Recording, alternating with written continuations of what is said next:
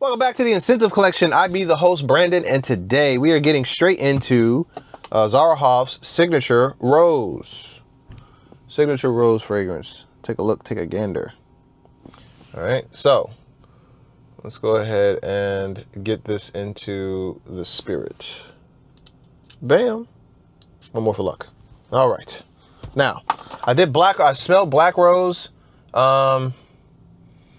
Didn't give me what I thought I was going to get, right? So we're going to go ahead and get straight into this one. So this is an amber fragrance. You have amber, rose, floral, sweet, warm spice, vanilla, woody, fresh spice, balsamic, and oud. All right. Okay. So now, Turkish rose, I smell here.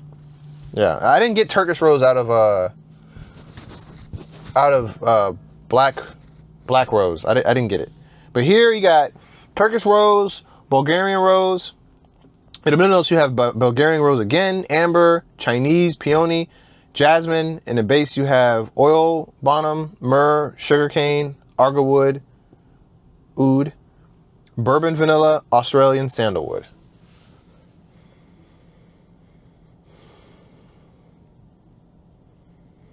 Yes, yes, yes. I think that this is definitely a signature rose. This is more along the lines of what I was expecting to see and smell.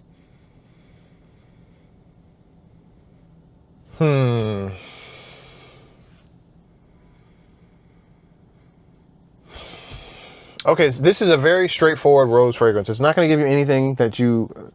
When you sign up for Signature Rose, this is what you're looking for. Now, as far as the quality of the rose goes, it's a very juicy. It's definitely... I can definitely get a blend of roses in here. I'm not getting just Turkish rose. I think the Bulgarian rose is giving it a different appeal.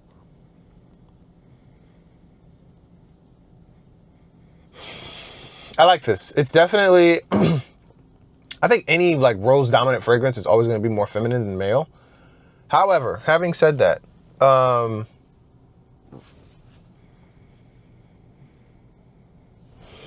it's got a sour aspect to it. I'm not sure where that's coming from.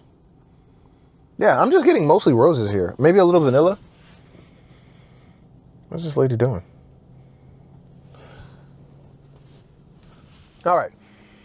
So I'm back.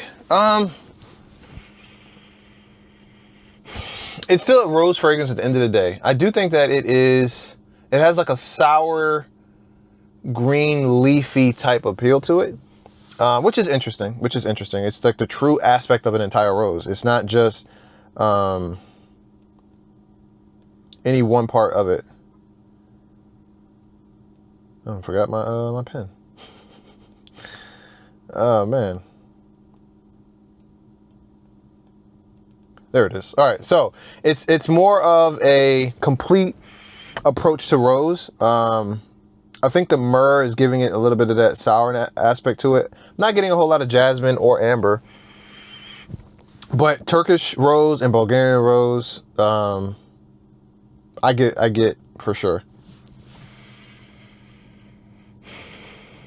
Yeah, so I would say this is like the complete aspect of a rose. If you take an entire rose, blend it up, and stick it inside of a bottle, that's what you're gonna get with this. That's what you're gonna get with this. So if that's what you're looking for, I highly recommend it. Check it out. Yeah, I like it. I like it. I think this is one of the stronger performances from their house. It's not overly imaginative, right? You're not going to get anything crazy, but it does go beyond just what a typical rose fragrance would do. And it like I said, throws in that stem, throws in the leaf, throws in the thorns. I mean, it's like almost grabbing a bushel of roses and getting pricked and smelling it and feeling the stem and all that. Like, I feel like that's what the entire experience is, what you get inside of smelling this fragrance. So that's it. Let me know what you guys think in the comment section. I appreciate you guys. I'll catch you guys in the next one. Peace.